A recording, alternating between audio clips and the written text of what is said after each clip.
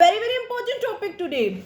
What is the topic? So topic is, what is data science tools? What is that?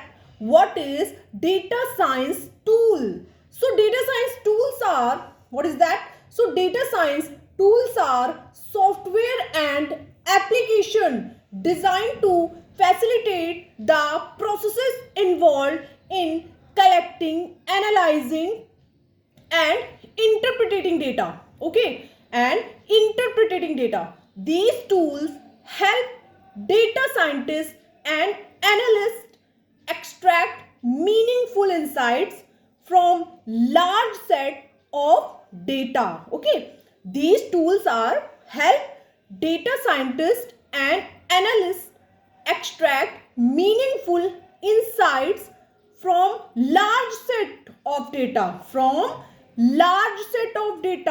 Common data science tools include programming languages like Python and R, as well as libraries such as pandas and numpy. Additionally, tools like Jupyter notebooks, SQL databases and visualization tools like Matplot and Tableau are often used in the data science workflow. So this is a very important question, that what is data science tools.